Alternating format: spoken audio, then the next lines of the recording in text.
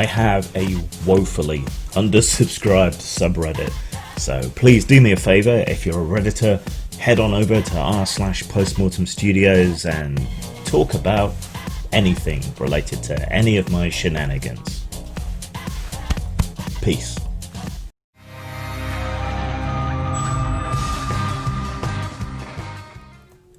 Hello class. Today we're going to talk about Hellcats and Hockey Sticks by my good friend Andrew Peregrine of Corone Design. I think I paid for this, but for ethical reasons, let's assume that I got it for free, and I should also declare that Andy Peregrine is a good friend of mine from back in the Camarilla days.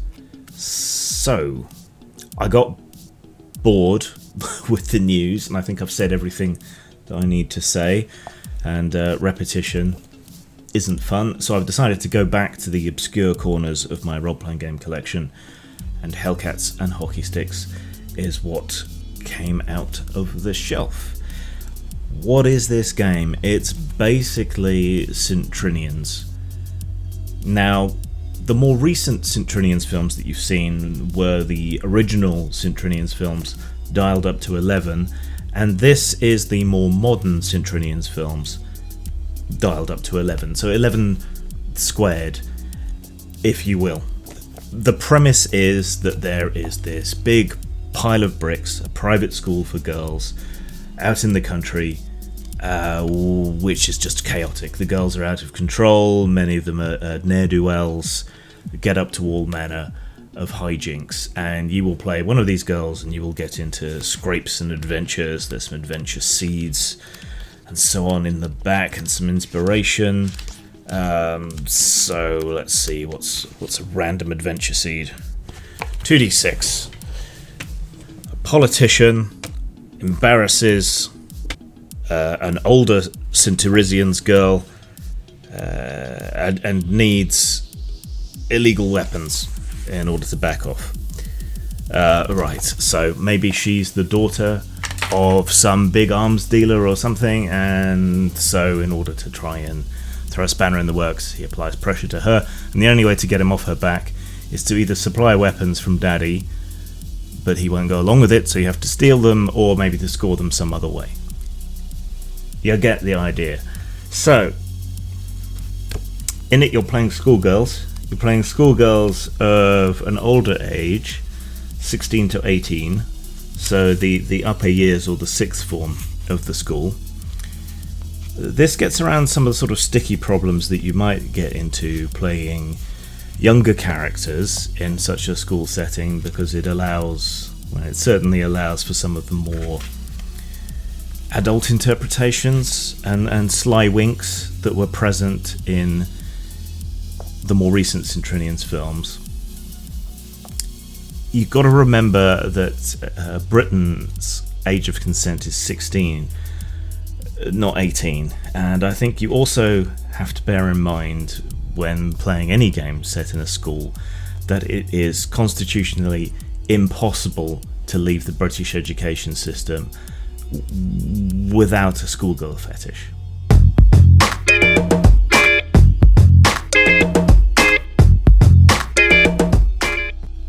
You get the basic idea in that Hellcats and Hockey Sticks and Centurisians is basically supposed to be an upper class boarding school that has descended into chaos and hijinks ensue.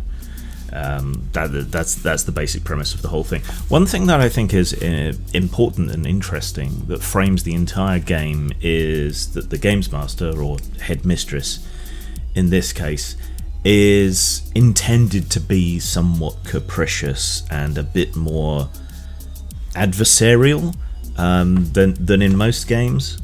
It's her job as the headmistress to keep order and to keep the girls under control and to place obstacles in their ways. It's not adversarial per se, but as a framing device for the whole game, it does impress this upon you at the beginning fairly firmly.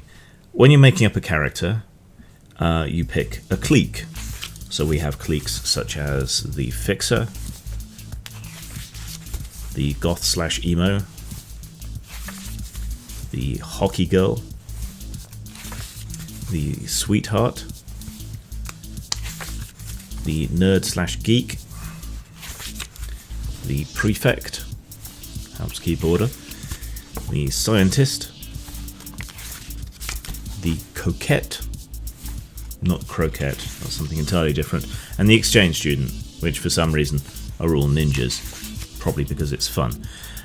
After you've selected your clique, you get skills, which are school subjects, but the school subjects are interpreted rather broadly. So team sports helps govern your unarmed combat, girls rugby, that sort of thing, whereas track and field is your general athletic skill, and your games marksman, which might be archery or shooting practice, handles thrown weapons, firearms, archery, and so on. And needlework oddly includes safe cracking. But you get the idea. Your school subjects determine what you're good at. That's your skill list in effect. That's similar to something I used in my game Kagai, which I need to revisit at some point and do a better version of. The ideas are there. I just don't think I carried it off quite well enough. It's also something we kind of dipped into with WizKid, which is our sort of piss take of Harry Potter. You also get willpower, which can be spent to give you extra dice and so on. It uses a very simple dice pool system of 6-sided dice.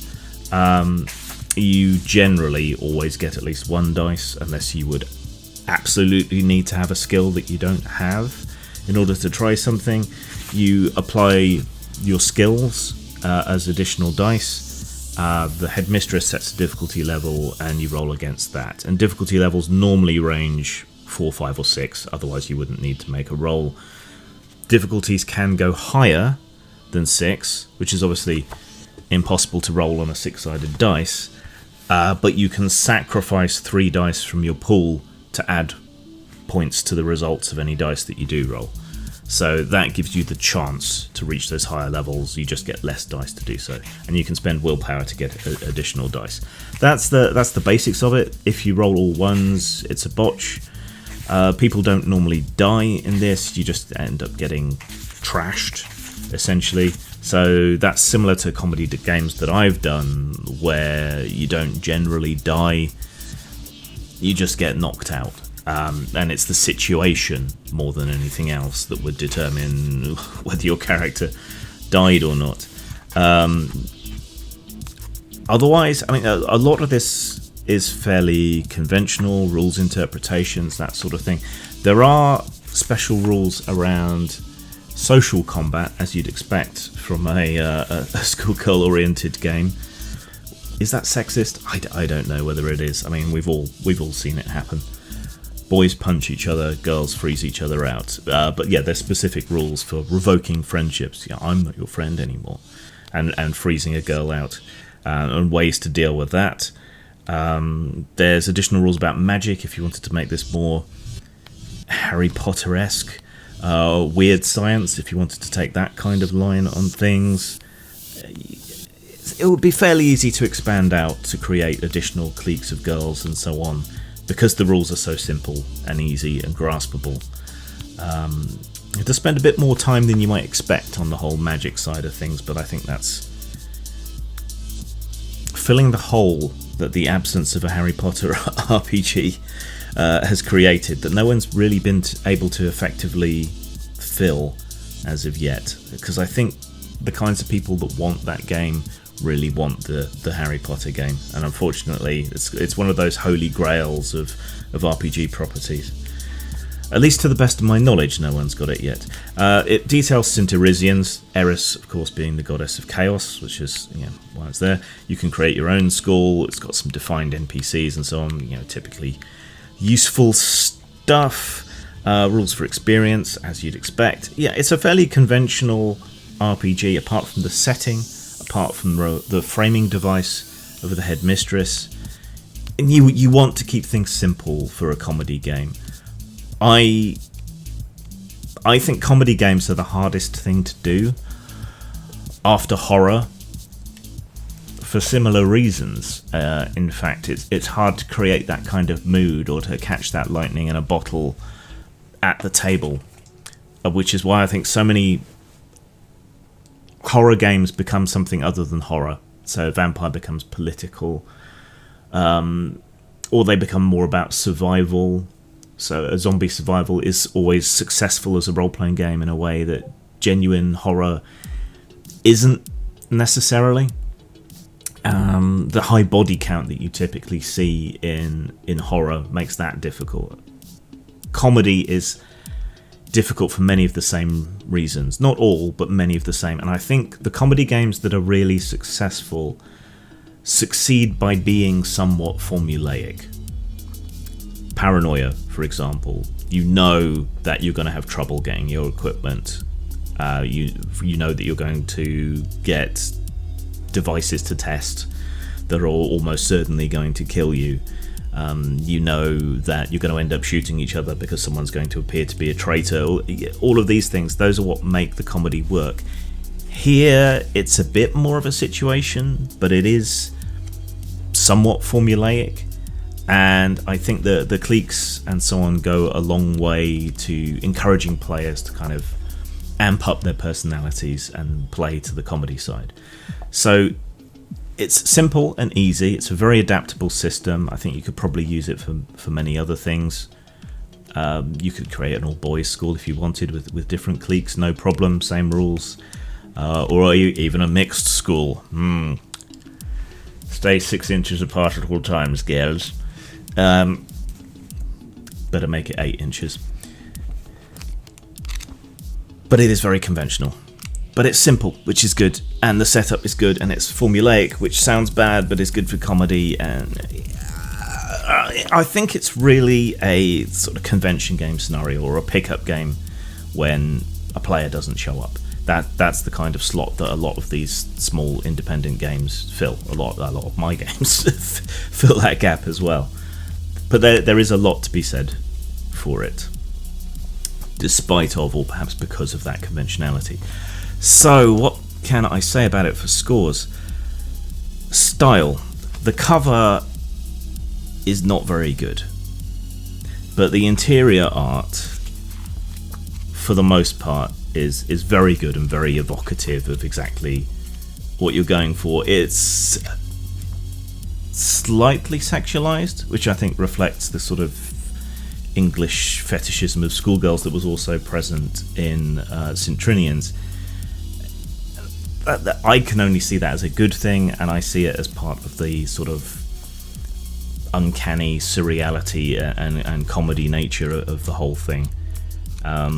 So the interior art is much, much, much, much better than the cover. And Andy, if you're watching, put a different cover on it. Layout is workmanlike and clear. That's what I like. I don't like too much of a poncy layout. It's uncomplicated, workmanlike. It's okay. There's not really a lot to comment on in terms of style, so I'm gonna have to give it an average of 3 for style. Yeah, it's what you expect. Yeah, it's the average. It's not better. It's not worse. Maybe a 2.5 because of the bad cover and the lack of style in the text presentation. But 3. You know, gauging it in the market. Substance. It's mostly rules. You don't need a lot more, so there's enough there, and it covers all the kind of normal RPG situations that you may or may not find your girls wandering into. Useful adventure seeds, which I always think is the best way of doing that, and even an adventure generator, and a scenario, which I always think is actually a bit of a waste of space in a core book. 4, it's got everything you need, but it doesn't wow you with how much stuff it has. A supplement or something going into more detail on St. Irisians with pictures of all the staff and the grounds and descriptions of everything. That sort of thing tucked in, which might maybe add about half again to the book size or as a separate pamphlet, that would have pushed it up to a 5. But everything's there that you need. So substance 4. So going back to style, I think I'm going to drop that to a 2 actually. So 2 for style, 4 for substance, sets it at a 3. Yeah, that's average. It's a good enough buy for the money. might get some inspiration out of it, a good basis upon which to build any kind of school-oriented game, Harry Potter-esque or otherwise. But it is what it is. It's a fill-in game. It's a pick-up game for the most part that you can play when your normal sessions fall through. So recommended on that basis. It's a good, cheap, fun RPG in a setting that hasn't particularly been done, and it's got everything you need. So great value for money. Dang.